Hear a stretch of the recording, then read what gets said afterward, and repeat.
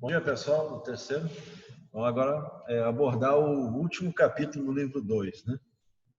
Então, vamos aqui ver, né? Deixa eu compartilhar com vocês o material aqui, tá? Deixa eu compartilhar aqui o material. Doutrinas Sociais do século XIX, frente B do livro 4, né? Então, seria o último capítulo aqui. Deixa eu dar uma aumentada aqui na imagem para vocês. Estamos vendo aqui, né? Primeiramente, vemos o socialismo.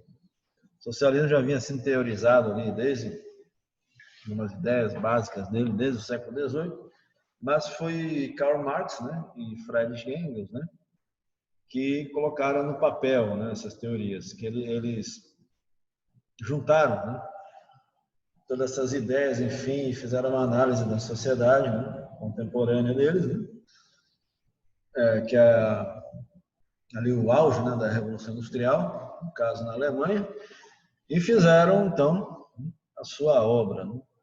E aí o socialismo, né, se divide em vários segmentos. Né? Nós temos aqui, primeiramente, vamos abordar aqui o socialismo utópico. Né? Não sei porque que bota o primeiro utópico, não botar um científico logo primeiro. Bom, mas vamos lá. Então, ali, ainda no século XVIII, né, surgiram aqui teóricos, né? O Saint-Simon, né, por exemplo, temos, né, outros aqui, que eram o Proudhon, né? O Robert Owen, que era um empresário, né, do ramo de tecelagem. O socialismo utópico, ele prevê uma mudança social, né, uma justiça social a ser aplicada, vinda de cima para baixo, quer dizer, dos ricos para os pobres. Os industriais, os empresários tomariam consciência e melhorariam a qualidade de vida, né, de trabalho dos seus operários, né, fazendo com que, assim, eles aumentem a produção. Também tem o lado, né, do ponto de vista capitalista nisso daí, né? Então, melhorando a qualidade de vida do empregado, do operário, do proletariado, ele vai produzir mais, ele vai ter uma qualidade melhor de vida, né? vai se diminuir a miséria, a desigualdade social.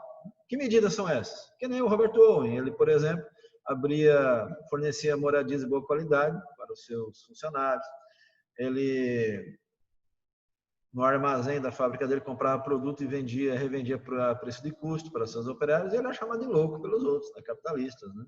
Vorazes, que compravam e revendiam, e quem comprasse o cara trabalhar na fábrica do cara, ele quer comprar um sapato, tem que comprar no armazém da fábrica. Né? Aí se ele era descoberto que comprou um sapato em outro lugar, que era mais barato, ele ia para o olho da rua. Né? Ia para o olho da rua. Entendeu? E muitas empresas, né, principalmente no setor de mineração, tinham vilas operárias, né, que eram construídas e ali era cobrado o aluguel ainda por cima. Né? Então, o cara, quando era demitido, ele perdia a moradia, o emprego e a moradia. Né?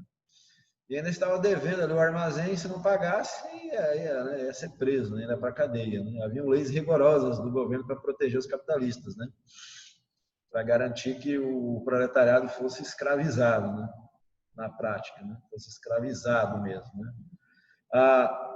O Owen mudou isso, foi chamado de louco pelos outros. Esses que seguiram essas ideias, né, foram criados lá pelo Saint-Simon, né, Proudhon. Aí teve até, eu acho que foi o Simon que criou os falancérios, né, que eram comunidades, né, fechadas, onde todos produziam e dividiam tudo em partes iguais. Né. Acabou não dando certo, era uma comunidade pequena, haviam desavenças, né. Então ali eram feitos laboratórios sociais, né. E os falancérios eram um exemplo disso, mas não deram certo. Por causa né, haviam aqueles que trabalhavam mais que os outros, daí aqueles que trabalhavam menos ganhavam menos que todo mundo ficou puto da vida. Né? Esse é o grande problema da doutrina, né, comunista, né, que as pessoas se sentem sempre desvalorizadas. Né? Então, o comunismo ele só pode funcionar num lugar onde o capitalismo deu muito certo. Né? Então, tem que primeiro ter o capitalismo, que enriquece a nação, que deixa as pessoas numa condição boa de vida, um Estado forte, né? Um Estado rico, para daí, vamos dizer, aplicar isso e todos terem a mesma condição de vida, só que iguais na riqueza e não iguais na pobreza, que é o que acontece na maioria dos países, nos países que se aplicou o comunismo de fato, o fim da propriedade privada. Né? Agora, socialismo é igualdade social, né? Os recursos do Estado serem distribuídos, né? Tanto para ricos quanto pobres, né? Não vai pressupor só que é para os pobres, não. É igualitário, uma sociedade igualitária, né? Uma sociedade onde todos tenham as mesmas oportunidades. Isso é um Estado socialista, entendeu? Com propriedade privada, né? E com capitalismo, lógico, né?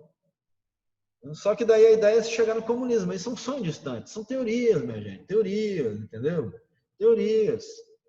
Você não pode, né, achar que uma teoria vai ser posta em prática e funcionar perfeitamente. O próprio capitalismo não funciona da forma que ele é teorizado, entendeu? O capitalismo, né, ele pressupõe uma sociedade igualitária também, onde todos têm as mesmas oportunidades, né? Num Estado liberal capitalista, ele pressupõe que as pessoas todas têm chances, né, de chegar, né, ao auge, a se tornar, né, pessoas, né, ricas, milionárias, enfim, todos têm a mesma chance. Mas é o que não acontece na maioria dos países, né?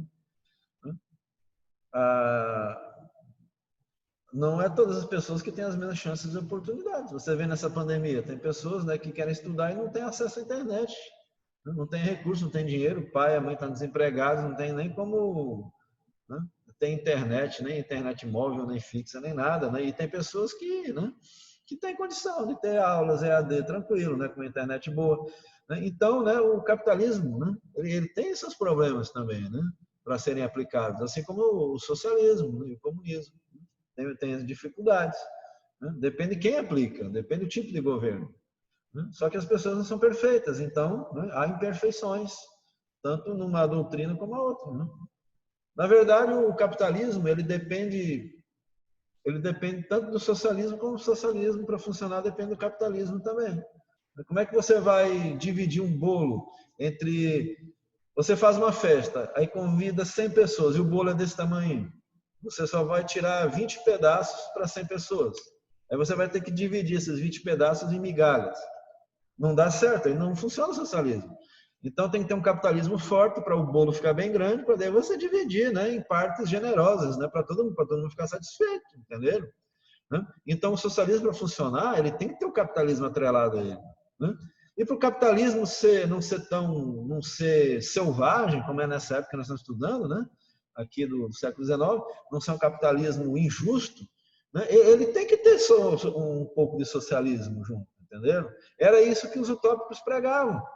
Eles sonhavam, um dia a humanidade chegará ao comunismo, porque, né, onde todos terão a mesma coisa, todos terão a mesma renda, mas ricos, minha gente. Meu Deus, bota na cabeça, como vai ser todo mundo pobre? Não. Né? Na prática, realmente não funciona assim, né, como é na teoria, né? Todas as teorias são belas e bonitas, né? O cristianismo pressupõe a paz, a fraternidade entre os homens, né? Mas a gente vê cristão matando cristão, né? Então nem a religião, as ideologias funcionam como estão nos seus tratados, né? Já pensou se todo mundo seguisse a Bíblia ao pé da letra? O mundo ia ser um paraíso na Terra. As pessoas dizem, não, eu já estou no paraíso, né? Eu já estou no paraíso. E assim é a mesma coisa com o capitalismo e com o socialismo. A teoria, né, é linda, maravilhosa, mas na prática tem um fator humano, as pessoas divergem de opiniões, enfim, né? Não consegue haver um consenso para as coisas funcionarem perfeitamente, né? É por isso que eu digo, rapaz, capitalismo, liberalismo, socialismo é tudo bom, né? Se você pegar um pouco de um e um pouco de outro e misturar, dá certo. É isso que a Alemanha, a Noruega, a Suécia, a Islândia, Finlândia fizeram, misturar socialismo e capitalismo, as social-democracias, né? E lá as pessoas têm um padrão de vida bom, excelente, tem tempo para o lazer, para o esporte, tem tempo para gastar o dinheiro que ganham, e também não adianta ganhar dinheiro, acumular capital e não ter tempo para gastar, né? Aí você vai morrer e deixar para os outros gastar, torrar o que você arrebentou para construir, né? Aí os outros vão dizer, esse otário, para saber eu estou construindo e me deixou tudo isso aqui, eu vou torrar agora, não vou ser que nem ele que não aproveitou a vida, né? Então, enfim, né? O socialismo utópico pressupõe que os empresários, né, que os industriais tenham uma consciência social e melhorem a condição de vida dos seus operários. Essa revolução, né, lenta e gradual, né, que é o que prega a social-democracia, né, vem dos socialistas utópicos. Né? Utópico por quê? Porque é um sonho. Esses caras são utópicos. Né? Os marxistas mesmo, né, diziam, não, esperar que os ricos tenham pena dos pobres e queiram tirar uma parte dos seus lucros Só uma mesmo que seja uma parte bem pequena para melhorar a condição social dos trabalhadores, isso é impensável. Nós temos que fazer uma revolução imediatamente, tirar, né, o poder na mão dos capitalistas. É isso que pregava, né, o socialismo científico. Por que é científico? Porque é baseado na ciência, né, chamada história, né, materialismo histórico. Desde que a humanidade surgiu, desde que surgiu a propriedade privada, desde que surgiram os estados, né, enfim, há uma luta de classes, aqueles que dominam, né, aqueles que são detentores do capital, no caso da antiguidade, da água, da terra, né, enfim, eles mandam naqueles, né, que tem que trabalhar para o capital crescer e aí eles apenas sobreviver. Então, o dono do capital, ele cresce, ele vê seus lucros crescendo e o que trabalha para o capital, ele vê a sua eficiência fica na mesma. E às vezes até piora a situação. E quanto maior a mão de obra disponível, menos ela vale. Se uma empresa precisa de 10 pessoas e tem 50 lá na porta pedindo emprego, o cara vai chegar e dizer, eu vou baixar o salário de vocês, porque tem 50 lá na porta, né, querendo o emprego de vocês. Então, eu vou baixar uns 20%. Eu não concordo. Não, então sai que o lá da porta está querendo o teu salário, mesmo reduzido. Então, é assim, sempre foi assim, né? Então, antigamente tinham as terras, as famílias poderosas, oligarquias em Roma, na Grécia, tinham as terras. E daí eles davam lotes de terra para os camponeses. Você produz aí, uma parte da produção vai para mim. Quer dizer, eu não faço nada e vocês vão ter que me pagar pelo uso da terra, né? Pelo arrendamento.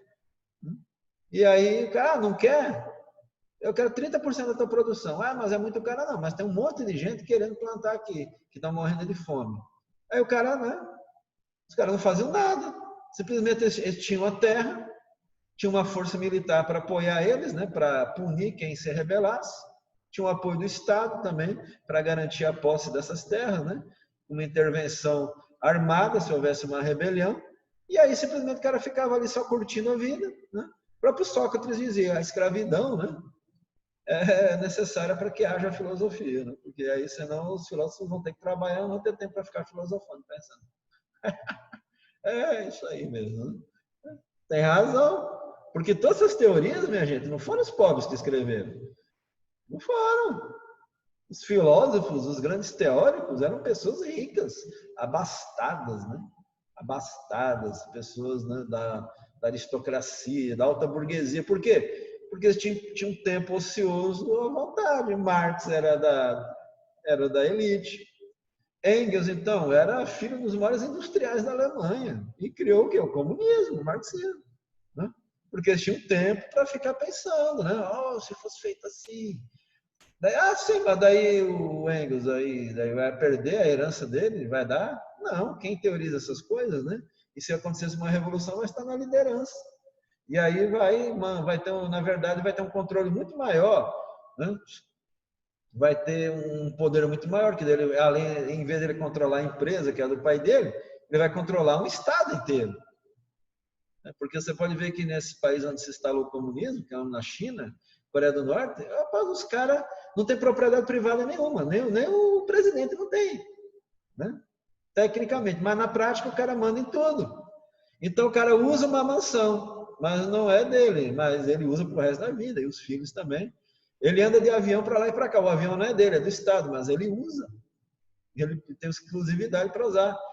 As limusines que eles andam lá para cá não são deles, são do Estado, mas estão a serviço dele. Então acabam eles tendo uma vida de bilionários, não é de milionários, de bilionários. Né? Era o caso na União Soviética. Né? O cara era um general lá do exército, ganhava um salário de general, que não era assim muita coisa, mas os privilégios que ele tinha, meu Deus do céu, o cara tinha auxílio para tudo, né? Para alimentação, saúde, mais do que os outros, tinha avião para andar, tinha carro, limusine para andar com chofé, 2, 3 casas para viver, né? Luxuosas, né? Comia do bom e do melhor, quer dizer, daí essa elite que está lá, eles não têm propriedade privada alguma, mas também eles desviam recursos, vendem commodities do país, e aí acumulam capital e tem contas na Suíça, nas Bahamas, né? Assim, né? Assim, eles vendem matérias-primas, exportam, fazem negociações, convertem, principalmente metais preciosos, né? Passam os maracutás lá e acabam se tornando bilionários, usufruindo do Estado. Né? Claro que Marx e Engels não teorizaram isso, né? Mas isso é o que acontece. O que acontece na Coreia do Norte. O padrão de vida dos políticos na Coreia do Norte é de milionários, enquanto que o povo morre de fome. Na China também. Os líderes políticos, né, vivem como milionários, entendeu? E até são sócios, que até lá na China misturou capitalismo com socialismo, né? Com comunismo. É uma bagunça lá. Né? E o povo, né, tem uma condição de vida, né, a maioria absoluta péssima, né? Mas a China é a segunda economia do mundo, mas tem uma distribuição, né? Eu diria que é até mais igualitária que no Brasil, com certeza, né? Mais igualitária, né? Mas que lá as pessoas não vivem bem, mas também não estão, né, morrendo de fome. Morriam de fome até uns 25, 30 anos atrás, morriam de fome, por causa das políticas cruéis, né, do Mao Tse Tung, né? Era realmente um inferno viver na China sob o domínio de Mao Tse Tung, era horrível. Mas era mais, antes do Mao Tse Tung era horrível também, entendeu? Era horrível. E o governo nacionalista que tinha antes de Mao Tse Tung era um governo totalmente entreguista, né? Deixava as potências estrangeiras fazer o que quisesse no país, explorar o povo chinês que vivia na miséria também. Aí veio o comunismo, continuou a mesma miséria, e daí, depois que o Mao Tse Tung saiu, a partir dos anos 70 e 80, começou a melhorar a qualidade de vida, né, dos chineses, né, e melhorou muito em comparação ao que era a China de hoje. A qualidade de vida da China de hoje e a qualidade de vida da China dos anos 70, 80 melhorou, meu Deus, muito mais, né? Eles não têm liberdade de expressão, tem essas coisas todas, né? Mas melhorou, mas faz parte da cultura chinesa também. A China sempre viveu sobre imperadores, né? Sobre, né, ditadores, né? Terríveis, né? Às vezes a gente acha assim que aquele povo está sofrendo porque está numa ditadura. Mas analisa a história daquele povo. Eles sempre viveram assim. E sempre amaram seus imperadores e ditadores. E esses imperadores e ditadores também sabem que se eles não agradarem o povo derruba eles também. Assim como era no absolutismo, né? Eles mandam e desmandam, né? Tem o poder absoluto, mas também eles têm que tomar cuidado para agradar o povo, senão o povo se revolta e derruba, e mata, enforca, corta a cabeça, né? E na melhor das possibilidades expulsa eles, né? Então é uma coisa assim muito ocidental que a gente tem, de achar assim que todos os países do mundo seriam maravilhosos se tivesse democracia. Não. Agora, para nós, como nós temos uma cultura ocidental, cristã, para nós a democracia faz sentido, entendeu? Para nós, realmente, nós não concebemos viver fora de um regime democrático, entendeu? Mas agora, querer impor nosso modo de vida para os outros, aí já é bem diferente. Aí já é, eu digo, antidemocrático, né? Então, o socialismo científico, voltando ao assunto, ele se baseia o quê? Numa revolução, né, imediata, né? Derruba o governo, acaba-se com a propriedade privada, instala-se uma ditadura do proletariado, as pessoas aprendem a viver ali, né, em comunidade, no sistema de cooperativismo, né? Até chegar no ponto em que as pessoas se respeitam, sabem dividir tudo, há uma igualdade social, estão todos vivendo num patamar de vida bom, excelente, e aí presume-se, né, que não há mais a necessidade de governo. E aí vem o comunismo. Aí é que vem o comunismo. O interessante é que as pessoas chamam, por exemplo, o governo da Coreia do Norte de comunista, mas não é comunista. Eles são socialistas, eles vivem uma ditadura socialista, entendeu? E nem todo regime socialista é uma ditadura, porque tem as social-democracias, né? Que tem democracia, eleições livres, diretas, livres, né? Até mais livre que no Brasil, que é voto facultativo, né? E são, né, socialistas, como a Alemanha, não é? São países ricos, é que lá deu certo na social-democracia, né? Porque olha o padrão de vida que eles têm, a qualidade de vida que eles têm, quer dizer, deu certo. Eles misturaram socialismo com capitalismo, aí deu certo. E com democracia no meio, pronto. Né? Pronto. Beleza. Agora você vai pegar, né? Lugares ali que nem Cuba, que nem a China, como eu falei, Coreia do Norte, né? Lá já são ditaduras, enfim, né? Mas como eu falei para vocês, né? Isso tudo é questão, né, da mentalidade de cada um. A gente ficar imaginando muito, concatenando muito sobre essas coisas. Não adianta. Ficar imaginando, lá está errado, está certo.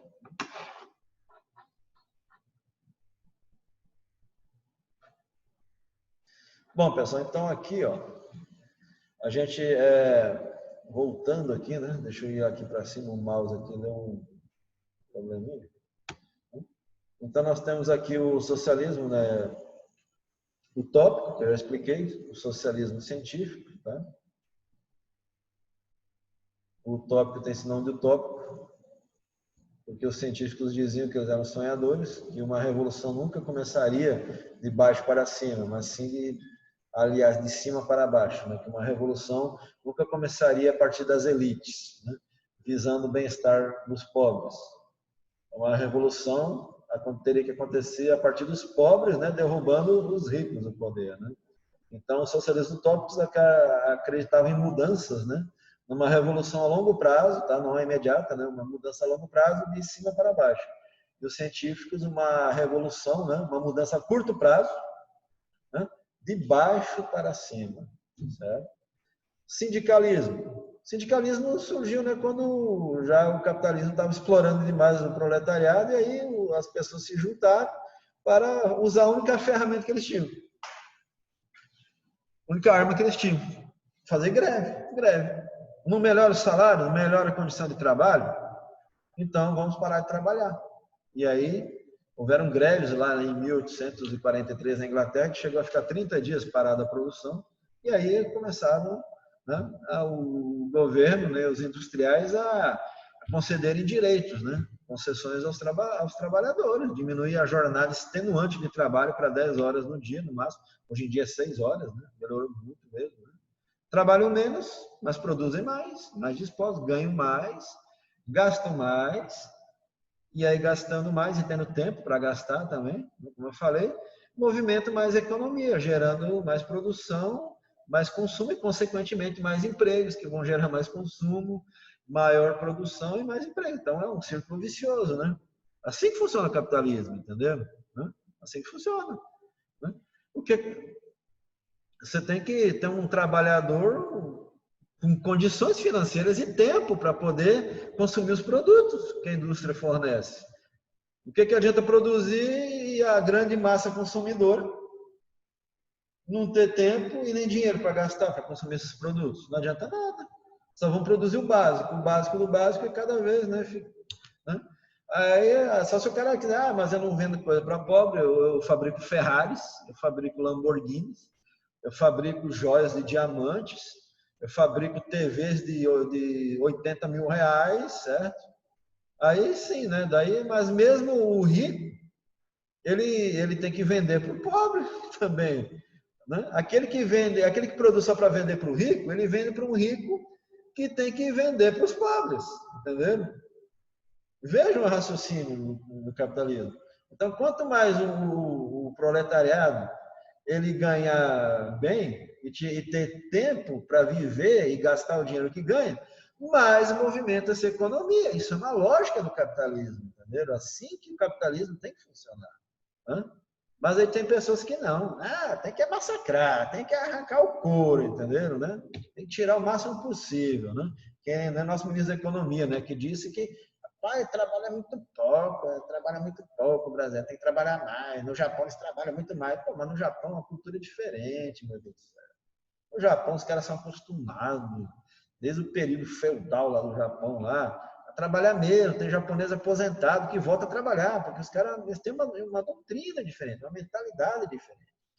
Inclusive no Japão, nos anos 90, ali nos anos 2000, o japonês estava tão sem tempo para gastar dinheiro, estava economizando tanto dinheiro, que a economia estava entrando em colapso. Tinha tanto dinheiro em poupança, sem circular e sem ser investido em gasto, que o governo começou a incentivar as pessoas a gastarem o dinheiro, né, e até trabalharem menos, para ter tempo de gastar, porque o país estava indo à falência. Tinha tanto dinheiro acumulado e sem ser gasto, sem gerar produção, emprego, consumo, que o governo teve que ir fazer campanhas publicitárias, dizer, trabalhem menos, pelo amor de Deus. Né? Você não precisa trabalhar tanto e gastem mais, porque a economia está estagnando, entendeu? Veja bem, né? Veja bem. Né? Aí tem um cara aqui, o John Stuart Mill, né? Cara lá, o austríaco lá, foi lá dizer que não, que nós vamos estudar aqui esse cara, né? Aqui, né? Mises, o Mises, né? O Mises, tem até no Brasil Instituto Mises. Olha o que o cara prega. Né? E até hoje tem gente que segue esse Mises, né? Lá do início do século XX, lá. Que as pessoas têm que poupar muito, poupar bastante, posso poupar, e o Estado não deve gastar nada com o povo, deve conter os gastos, não deve investir em educação, é a mentalidade, né, desses neoliberais psicóticos que tem aí, né? Não deve investir em educação, deve ter uma intervenção mínima, né? Aí quebrou lá os Estados Unidos, né? Com essa intervenção mínima dos Estados que teve a quebra da bolsa, né, de Nova York, né? O Estado não se metia em nada e daí depois teve que daí adotar medidas, né, né, social-democratas, né, o Roosevelt, né, que daí tirou os Estados Unidos do buraco, né? Quando ele começou sim a intervir na economia, né? E aí gastar dinheiro público para movimentar a economia, fazendo obras, né, na infraestrutura para gerar empregos, né? Porque o setor privado está quebrado e receoso de investir, né? Porque o cara que tinha antes do Roosevelt seguiu o Mises ao pé da letra, né? Não, o Estado não pode se intrometer, o Estado não pode gastar nada, certo? A crise vai se resolver por ela mesma, né? Seguia lá as ideias do Kesnay também, que a gente vai ver aqui, né? O deixe fazer, deixe passar, o mundo segue por si mesmo, né? O Estado não deve intervir em nada. Rapaz, todo país rico, poderoso que tem hoje em dia, o Estado é que dá um impulso no investimento. Quando os empresários veem que o Estado está investindo em infraestrutura, em tudo, eles se sentem motivados, né? E vão atrás e seguem, né, o trem. Agora tem um governo que diz, não, tome aí, não investir em porcaria nenhuma, não vamos investir em estrada. Né? Quem quiser fazer estrada, que faça. Se tiver um empresário que quiser fazer estrada, rapaz, que diabo que precisa de um governo desse jeito? Aí nada, tem um Mises lá, o Mises foi expulso lá da Áustria, um maluco. Aí lá em Wall Street, lá em Nova York, os caras deram trela lá pro blá blá blá dele, né? E aí tem uns caras aí que seguem, né, as ideias desse cara até hoje. Imagina as pessoas ficar guardando dinheiro, poupando e não gastar. É a mesma coisa que aconteceu no Japão, que eu acabei de falar, né? Aí não movimenta a economia. A pessoa tem um monte de dinheiro no banco, mas ela fica lá e não movimenta, não gera emprego, não gera consumo, não gera porcaria nenhuma. E aí o país quebra, entendeu? E aí também fala que o Estado não deve intervir na economia. Mas como que não? Aí o Estado tem que ficar de fora para os neoliberais. Aí quando tem uma crise mundial, né, que nem essa que está acontecendo hoje em dia, aí o governo pega dinheiro público e joga para os bancos, né? E joga, né, para as grandes empresas. Daí não, aí o Estado pode intervir, né? Engraçado, uma hora pode intervir e outra hora não. Né? Então eles são muito ambíguos, né? Aí eles correm para o Estado para pedir ajuda, que nem os bancos agora, que receberam 5 vezes mais dinheiro do que para o combate ao coronavírus, né? Já receberam 1 trilhão e 300 bilhões de reais, e para o combate ao coronavírus foi 300 e poucos bilhões, né? Aí esse mesmo cara que ficam dizendo que o Estado não deve se meter na economia, quando a coisa aperta, eles correm para quem? Para o Estado, né? Aí vai o Mises lá. Aí o Mises vai levantar da turma e dizer: não peçam ajuda ao Estado. Segurem as pontas, né? As coisas vão se resolver por si mesmas. O Mises vai para o balde, né? Ninguém liga para o que ele fala. Estou sendo bem parcial aqui, né? Que esse Mises eu não gosto de velho, não, certo? Não gosto dele, não. Esse cara tem umas ideias muito doidas. Todos os países que foram aplicar as ideias dele se arrebentaram. No Chile foram aplicar as ideias maravilhosas dele e arrebentou o Chile, entendeu? Os aposentados estão lá se matando hoje em dia, que eles têm que optar entre comprar comida ou remédio, os aposentados no Chile. Por causa que aplicaram essas ideias desse velho doido, desse Mises aí lá no Chile. Hoje, o lugar onde mais estão morrendo por suicídio idosos é no Chile, porque aplicaram as ideias desse maluco aí. Né? E ele mesmo era tão bom a economia que morreu lascado. O cara só tinha um apartamento, não tinha mais nada. Ele mesmo disse para a mulher dele, a grande frase dele, que eu não sei como é que o pessoal que é fã dele repete. Ele chegou e disse para a mulher dele: olha, eu sei falar muito sobre dinheiro, mas eu não sei como ganhar dinheiro. Pô, mas então, que diabo, rapaz, que o cara vai ensinar os outros, se nem ele não consegue ganhar dinheiro. Aí vai os bestas, o Mises. Vai catar coquinho, Mises. Vai. Bom, estou aqui, né? Vamos voltar à aula, entendeu? Vamos voltar aqui. Eu não vou nem falar mais desse Mises, que eu já falei tudo que eu tinha para falar dele, certo? Vamos ver agora aqui o anarquismo. O anarquismo, minha gente, é assim uma coisa radical. Né? É o não governo, né? Deixa eu ver aqui o que aconteceu aqui. Eu estava apertando o negócio. Não sei o que é. Deixa eu ver aqui. Deixa eu voltar aqui. mostrar a tela aqui. É isso aqui.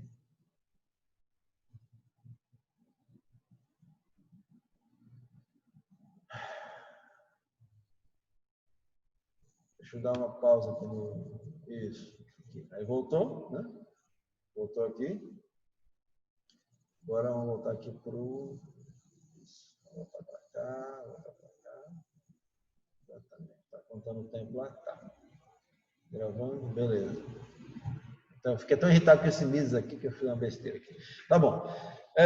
Falando aqui, né? Voltando a falar aqui do anarquismo, nós temos o seu idealizador, né, que é o Nikolai Bakunin. Né?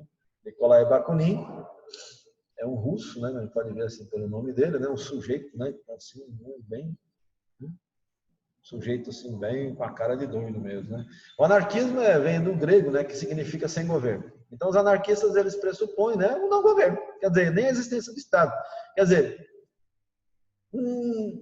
as pessoas viveriam num lugar que não haveria governo, não haveria nenhum tipo de instituição, nem polícia, nem sistema judiciário, cada um por si, né? Aí todo mundo aprenderia a viver em comunidade, né? Só que isso dá certo em tribos indígenas, né? Que são pequenas comunidades de 400 a 800 pessoas, né? E algumas até menores. Aí todo mundo realmente lá, né? Planta nas terras que são de todo mundo, né? Enfim, e vive num sistema de cooperativismo, né? E aí, tá. Mas agora teorizar isso que vai funcionar, né? Em grandes grupos, né? Milhões de pessoas, né? E pior ainda, até numa aldeia indígena, tem governo, né? Tem o pajé lá, tem o chefe, né? O cacique, né? Enfim, tem as pessoas, né? Tem um sistema de leis, de regras, não pode não estar escrito, né? Um código de conduta. Então eles presumem que as pessoas vão viver de acordo com um código, né? Ético, né? E vão produzir e dividir tudo em partes iguais, ou cada um produzir para si mesmo, e um respeitar ali a propriedade do outro, né? Aí eles, ao mesmo tempo que são contra a propriedade privada, mas também no sistema anarquista, a pessoa vai ter que produzir alimentos num determinado pedaço de chão. E aí, se não tem governo para garantir a posse daquilo ali, legitimar aquilo ali, pode chegar qualquer um e tomar. Bom, mas os anarquistas são malucos mesmo, entendeu? Então, se eu fosse adotado anarquismo, imagina de um dia para o outro não ter mais governo, não ter mais polícia nem nada, não ter mais propriedade privada. Que ia ser o caos, né? Ia ser um matando o outro, ia ser a lei do mais forte que ia prevalecer. Ia acabar tendo um caos, eu acho que milhões de pessoas iam morrer, né? Cada um teria que defender o que é seu, né? E até as pessoas, daí sobrariam só os mais fortes. E daí governaria quem? O mais forte entre os mais fortes. Acabaria, inevitavelmente, voltando a ter um governo. O governo seria o governo dos mais fortes. Acabaria daí voltando a ter leis e regras, instituições, porque ninguém ia conseguir viver na anarquia, com a incerteza de que a sua casa não vai ser invadida amanhã, a sua propriedade, as pessoas iam clamar pela volta do Estado. Mas o anarquista, ele é um utópico, mais utópico dos utópicos, ele é um sonhador, entendeu? Ele vai sonhar, né? Ele vai pressupor um mundo, né? É como eu disse, as teorias são maravilhosas todas, né? Mas tem que se colocar em prática, né? Mas aí no caso do anarquismo, aqui ó, organização social por meio da cooperação voluntária entre os indivíduos e grupos. Pronto, é como se fosse uma tribo indígena, né? Mas até lá tem leis e regras, minha gente, certo? Então ele não existe, não tem como existir um Estado anarquista, porque ele já pressupõe a não existência do Estado. Então seria o quê? Seria um vazio ali, cheio de pessoas e sem leis. E aí, como é que teria uma relação diplomática com os outros se não teria instituições? Nem nada. Complicado. Teria que o mundo inteiro ser anarquista. O globo terrestre inteiro. Aí não existiriam mais fronteiras. Aí toda a humanidade viveria, né, no cooperativismo. Né? Pessoal, é essa a teoria do anarquismo. Tá? Em teoria é muito linda, maravilhosa, um mundo sem fronteiras, com todos sem governo, sem pagar tributos, impostos, cada um vivendo e produzindo, né, num sistema até cooperativista, né, todos produzindo e dividindo em partes iguais, etc, etc, né? Então, né, o Nikolai Bakunin aqui, ele lutou até pela independência da Mongólia, era no tempo, né, contra a dominação chinesa, né, daquela região, enfim, né? o movimento anarquista chegou no Brasil com os italianos, né, quando vieram com a imigração ali no século XIX. São responsáveis pelo movimento sindical também no Brasil, né? Então eles têm assim uma aversão ao governo, a tudo o que diz respeito a pagamento de impostos, de tributos, autoridade policial. Eles têm essa aversão, né? Agora chegar realmente a criar uma sociedade anarquista que envolve, né, milhões de pessoas, né, é um sonho deles, né, mas é um sonho bem difícil de alcançar, né, devido à natureza humana, né, tudo isso, né. Mas é uma teoria bonita, se tu analisar, né, como todas as teorias, tudo é bonito, tudo é lindo, maravilhoso, né. E no plano mental, né, é tudo maravilhoso e lindo. Mas o plano material, quando vem se manifestar, tem vários poréns e poréns e poréns, né? Certo? Então, nós temos aqui o comunismo, né? O comunismo é teorizado ali por Marx, né, e Engels, que pressupõe, já como eu falei para vocês, a derrubada do poder imediatamente, daí a implantação de uma ditadura do proletariado, onde as pessoas vão aprender a conviver e daí não há mais necessidade, daí se chega ao anarquismo, entendeu? Então, qual é a diferença entre o anarquismo e o comunismo? Pessoal, tanto um quanto o outro tem o mesmo objetivo, chegar a um ponto que todos vão viver, né, em harmonia, sem precisar de ter governo, Estado, né, sem precisar ter instituições, e todos vão viver em harmonia, em paz. Né? Só que o comunismo prega o quê? Uma revolução, né? O anarquismo também, para derrubar o poder vigente. Né? E aí substituir-se, só que o comunismo prega uma fase intermediária, que é a ditadura do proletariado, que aliás é a fase que nunca foi ultrapassada. No caso da União Soviética, nunca saiu da ditadura do proletariado, quer dizer, nunca se chegou ao comunismo. Costuma se chamar de comunismo porque segue a ideia de Marx e Engels, né? Mas, na verdade, nunca se atingiu a fase comunista, tanto na Revolução Cubana, como na Revolução na Coreia do Norte, como na China, como na União Soviética. Nunca se chegou ao comunismo. Só se empacou na ditadura do proletariado. Né? Na Coreia do Norte, por exemplo, está desde 1950 lá, né? Empacado ali, desde 1953, aliás, né? Empacado na ditadura do proletariado, e nunca se atingiu o comunismo. E o anarquismo, ele visa o quê? Ele visa chegar ao comunismo também, só que sem a ditadura do proletariado. É só o comunismo, né? O marxismo, o comunismo, né? O comunismo é assim, pá, pei, pum. E o anarquismo é papum, entendeu? Pá é a revolução, né? P é a ditadura do proletariado, e pum é o comunismo. Não estou chamando de pum, de pei, não. Pá, pei, pum. Não estou chamando de pum. Né? De pum no sistema de ser uma fratulência, né? Liberação de gases intestinais. Né? Então, né? Estou falando nesse sentido. E o anarquismo simplesmente é ter a revolução e já chegar ao comunismo imediatamente, sem a fase intermediária da ditadura proletariada. Né? Então é só o pá-pum e não o pá-pei-pum. Certo? Oi? Então lembre-se, né? Comunismo de Marx e Engels é pá-pei-pum. E anarquismo é papum. Isso é uma metodologia nova que eu inventei aqui. Doutrina social da igreja. Pessoal, doutrina social da igreja. Vamos lá. A igreja, até meados ali do século XIX, ela só se preocupava com o lado espiritual das pessoas. Salvar a alma das pessoas. Então as pessoas tinham que ter a igreja para salvar essa alma e se defenderem de Satanás, do capeta, do cão, do cabiruto. Só que aí a igreja não estava nem aí com as questões sociais. Ah, existem ricos e pobres, né? Aí eles diziam para os ricos, ó, vocês estão aí pela bênção e graça de Deus, que você está com essa condição, né? E para os pobres eles diziam que para acalmá-los, né? Devido àquela grande diferença social, aquela injustiça social que havia, eles diziam, ó, mas não se zangue com esse seu patrão que está lhe explorando, né? Não, porque é mais fácil um camelo passar pelo buraco de uma agulha do que um rico chegar ao reino do céu, meu irmão, meu irmão. Então você vai para o céu e o seu patrão, que é malfado, ele vai para o inferno.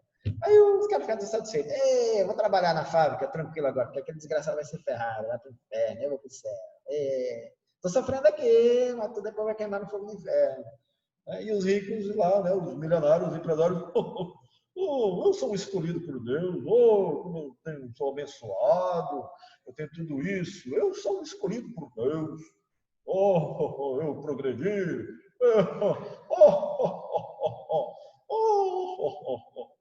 era assim, cada um se achando melhor do que o outro, né? Cada um se achando salvo. Aí, alguns padres e bispos e papas, né? Que nem o Pio XIII, Pio XI. Chegaram à conclusão seguinte, que a igreja tem que ter um papel social. O negócio está ficando feio, esse proletariado está ficando agressivo, a miséria está se expandindo e vai acabar havendo uma revolução e ideias como o marxismo vão proliferar e pregam também o fim das religiões. Né? O marxismo prega o fim da igreja, né? Que era um instrumento, né, de alienação do proletariado. Então, vamos fazer alguma coisa para mudar isso. A igreja tem que intervir.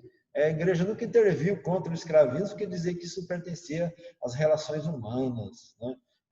Era algo que a igreja não deveria se intrometer, porque aquele que escraviza será punido depois. Mas diziam que aquele que tratava bem o escravo, né, que não surrava ele até matá-lo, né, ou deixá-lo aleijado, também não era tão ruim assim, né? E poderia ir para o céu, né, se ele fizesse generosas doações, né, para a igreja, né? Isso, né? Sempre foi assim. Tanto no protestantismo quanto no catolicismo havia, né, esse descaso pelas questões, né, pelas mazelas da sociedade. E aí surgiu a doutrina social da igreja, né?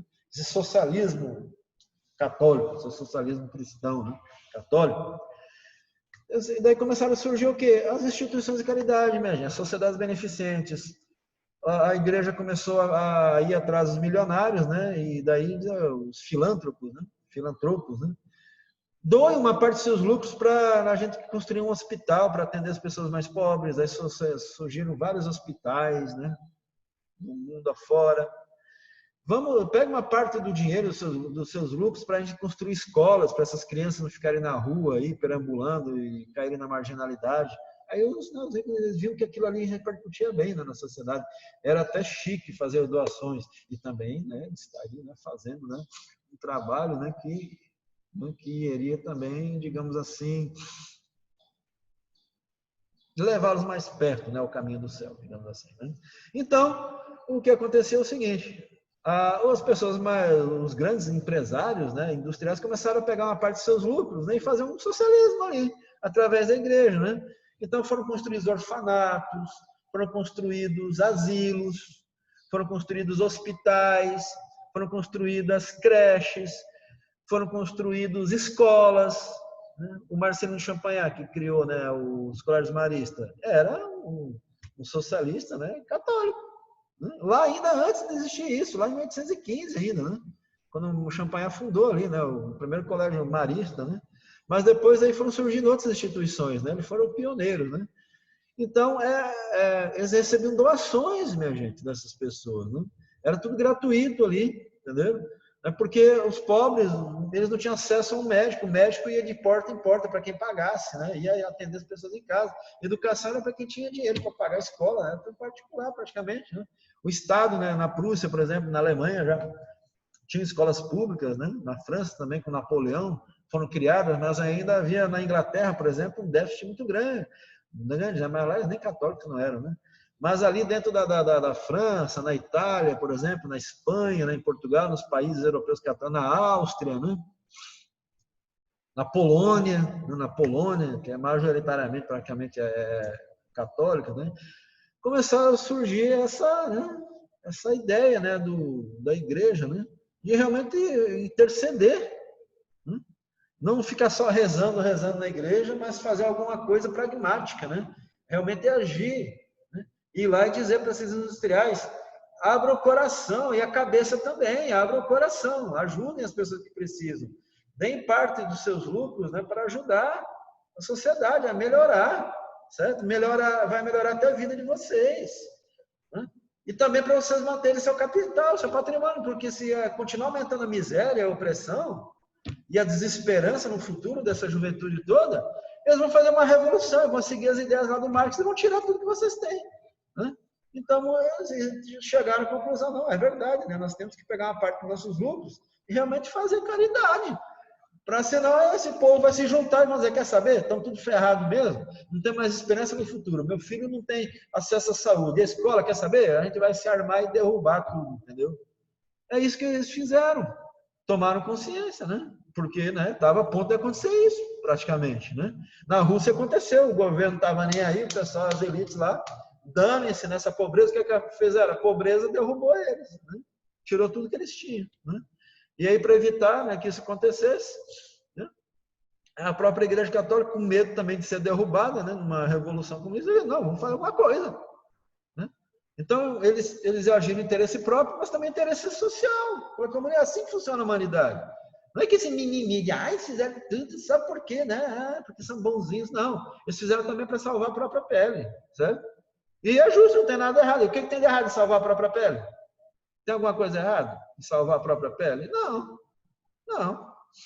Mas aí o resultado disso foi positivo, porque daí muitas pessoas saíram da miséria, né? Em vez do cara morrer lá na rua, tinha um hospital ali para ajudar o cara, né? Público. Né? Público não, que não era do governo, eram instituições filantrópicas, né? Patrocinadas, né? E sustentadas com dinheiro das elites, né? Através da igreja, né? Que organizava essas instituições, que muitas existem até hoje.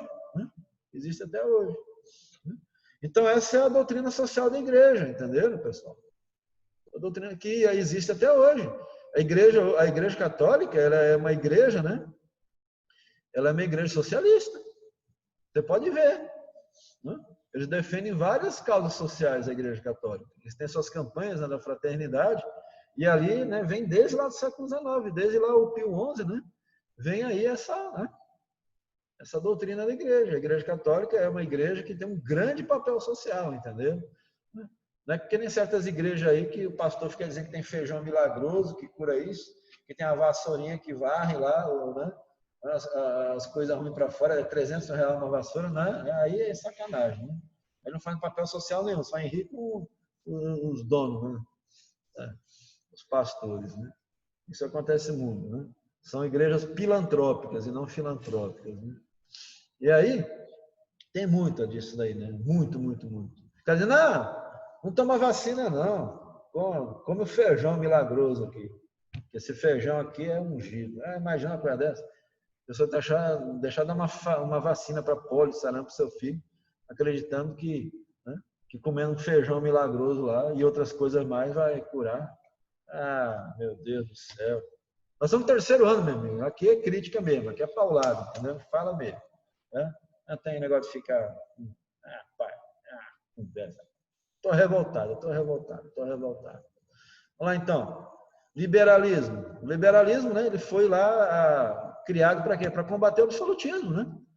Que os reis simplesmente, o que hoje é um crime, né? Eles simplesmente intervinham na economia para benefício próprio, criavam os monopólios, né, para beneficiar grupos, né? Escolhidos por eles mesmos ali, né? E daí para pegarem 20% do lucro, se associavam a empresas para explorar o Estado, né? Então, Estado e rei era tudo a mesma coisa, né? O próprio Luís XIV, o rei só dizia, o Estado sou eu. Eu crio leis, eu revogo leis que eu mesmo criei, o que outros criaram. Eu aumento imposto, eu baixo imposto. Né? Eu isento de imposto quem eu quiser. Certo? Se tem um cara ali que eu digo, não vai pagar imposto, não paga e pronto, que é amigo meu. Isso era o Estado absolutista.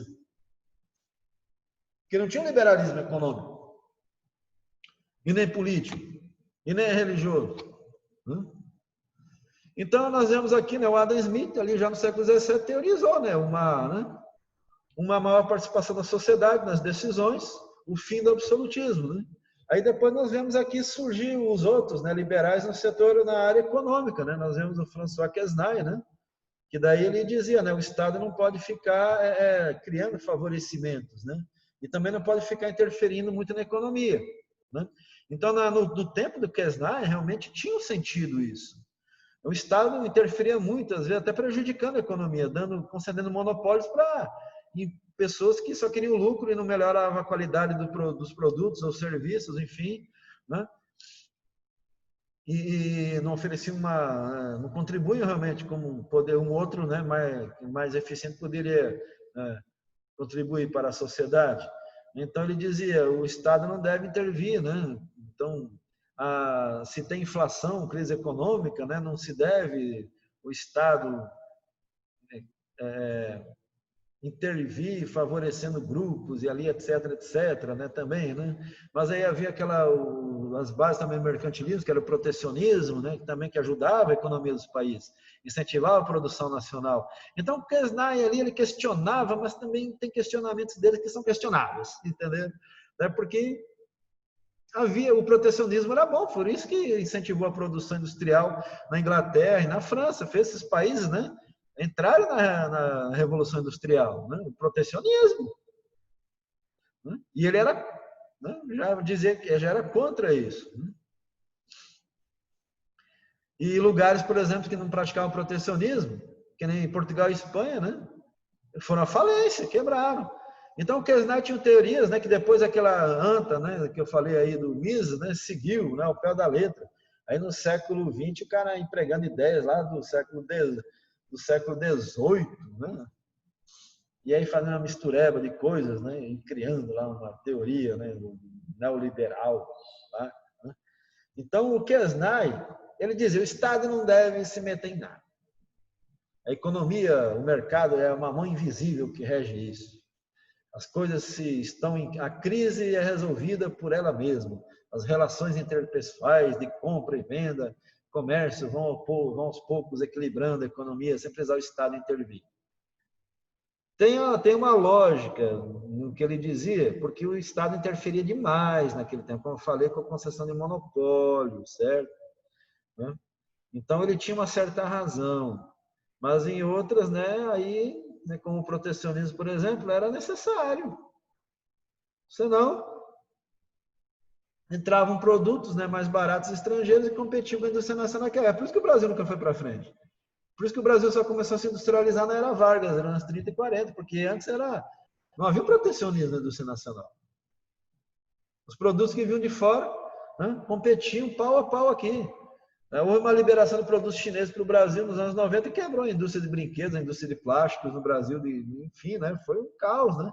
Porque tirou o protecionismo, né, da indústria nacional e levou à falência, levou a milhões de brasileiros, né, ao desemprego, né, à miséria, né? Porque seguiram o Fernando Henrique Cardoso, né? Apesar de ser um social-democrata, ele se namorou ali, como o nosso presidente gosta de falar, você está namorando com alguma coisa, né? Que ele se encantou ali pelo neoliberalismo, né? Começou a querer privatizar tudo. Aliás, o Fernando Henrique já privatizou mais coisas, né? Esse governo atual não privatiza nada até agora, né? Só fala em privatização, mas não conseguiu privatizar nada. O Fernando Henrique Cardoso privatizou, deu a nossa Companhia Vale do Rio Doce para os americanos lá, né? Um conglomerado lá. Hoje o nosso ferro não é mais nosso, é dos americanos, né? Que tem o controle sobre a nossa extração de ferro, né? Os que compraram, né, a maior parte da Vale do Rio Doce. Enfim, ele foi seguir as ideias lá do Kesnay, tirou o protecionismo e quebrou a empresa brasileira no setor de plásticos e brinquedos, né, enfim, né, e até de calçados, né, quebrou, né, também, né. Então, essas teorias, né, tem que tomar muito cuidado com elas, né, para quem as aplica, né, que às vezes elas funcionam em certo tempo, em uma certa época funcionaram, mas são contas diferentes. Em determinado lugar também funcionaram, mas não quer dizer né, que vão funcionar aqui ou acolá. Né? Isso é muito, muito, muito, muito relativo, entendeu? Então o Kesnay pregava isso, né? Deixe fazer, deixe passar. Acho que até foi o que falou isso, mas ele tinha aquela ideia, né, de que o governo não ia se meter em nada. O Adam Smith, ele era um grande liberal, né, um escocês, né? Que defendia também a mesma coisa, né? A não intervenção do Estado na economia, né? Falava também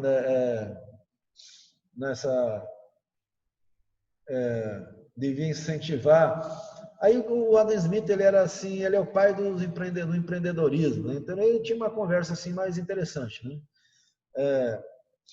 Que num capitalismo justo, né, num sistema liberal, a riqueza seria universal, né? Todos acabariam se tornando. É que isso que eu falo, o capitalismo é maravilhoso, né? Se, né, todos tivessem a mesma oportunidade, né, de terem acesso a financiamentos, a recursos, enfim, né, e poderem produzir, gerar empregos, seria maravilhoso. Logo no nosso país, na sociedade, né, sairia, né, acabaria com essas diferenças sociais e tudo, né? Então, Adam Smith ele pregava isso, né? Porque naquele tempo o Estado era muito intromissivo, concedindo monopólio, certo? E aí ele dizia que todos deveriam ter a mesma chance, né? Só os grandes podiam dominar o mercado. E aí ele dizia, não, deixe os pequenos comerciantes também, né, progredir. As pequenas manufaturas terem espaço, né, para poderem produzir, gerando emprego, enfim, né?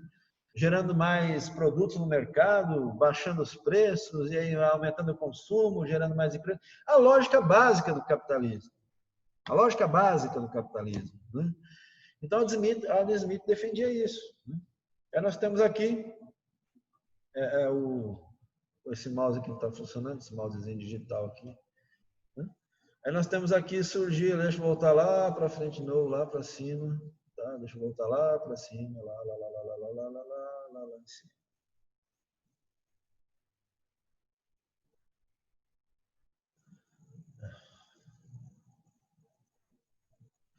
Então, características do liberalismo em geral: político, econômico, ideológico, religioso.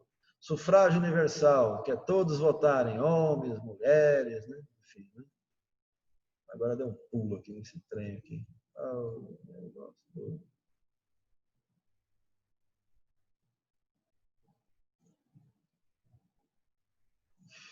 O sindicalismo, né? Até já toquei no assunto. O sindicalismo é, né, os operários, né, se juntarem e fazerem greves, né? Fazerem greves para conseguir alcançar seus direitos. E nós temos aqui o George Sorel, né? Que foi um grande líder, né, desse movimento, né? George Sorel e Antonio Labriola, né, um italiano, né? George Sorel, acho que era francês, aí. Não sei, Sorel, esse nome parece um nome húngaro, né? O George Sorel, ele pregava também, né, a união dos operários, né? A união faz a força, né? Então criaram aí, né, uma ideia, né, daí tem um movimento sindical que pregaria, por exemplo, o governo ser derrubado e os sindicatos tomarem de conta, né? Ser uma sociedade toda sindicalizada, né? E aí, né, os interesses operários, né, serem colocados em primeiro plano, né? Então nós temos aí tudo isso, né? Eu apertei aqui, agora o que é que acabou acontecendo aqui? Então, oh meu Deus. Ah, meu Deus do céu. Acabou saindo fora aqui. O negócio, cadê o...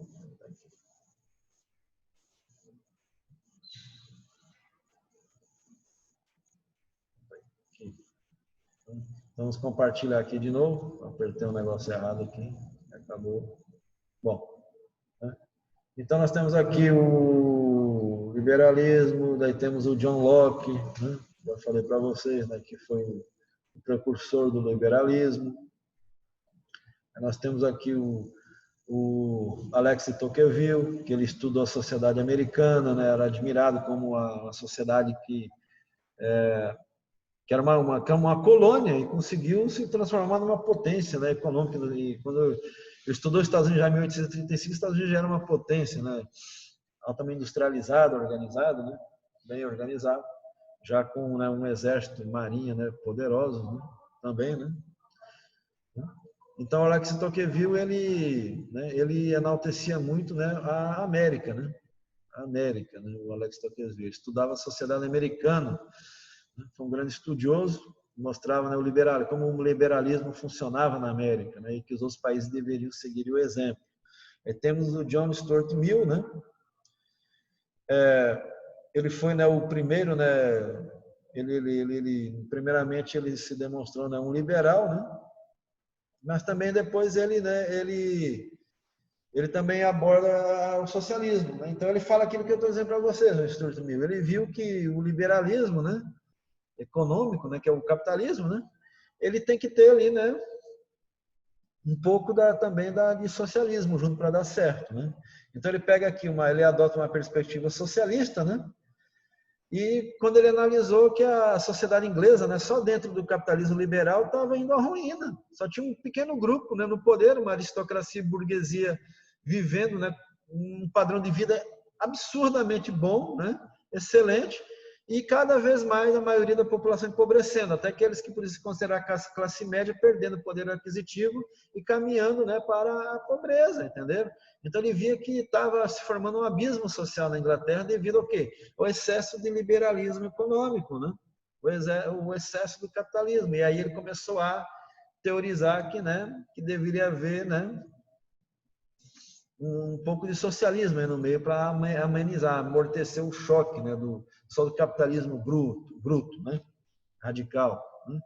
Aquela coisa, né, que eu já falei. Né? O socialismo sozinho, por aí, ele não funciona. Tem que ter capitalismo junto. E só o capitalismo e o socialismo também não funciona, que dele gera um abismo social, né? Gera revoluções, morte, enfim, tudo, né? Não tem como. Tanto um contra o outro vai acabar em revoluções. Só o socialismo vai acabar numa guerra. E só o capitalismo vai acabar numa guerra também. Né? Tem que pegar o que é bom de um e um bom de outro e misturar. Né? E aí o Mill, ele chegou a essa conclusão lá em determinado ponto. Agora esse Mises aqui, eu não vou falar do Mises, já falei demais dele, tá? Não vou mais falar dele não não vou. Rapaz, a gente pega, eu sou um historiador assim, mas tem personagens assim que eu repudio. Tá? Bom, pessoal, então, né? Eu vou encerrar aqui, tá? E até a próxima aula, que espero, né, que seja presencial já, né? Espero que já seja presencial para quem quiser vir, né? E quem não quiser vir, né, terá, né, acompanhará, né, a aula, né, ao vivo. Me verão ao vivo. Que emoção, que emoção, né? Vamos lá, então, deixa eu dar um stop aqui. Agora deixa eu dar também um end aqui, né? E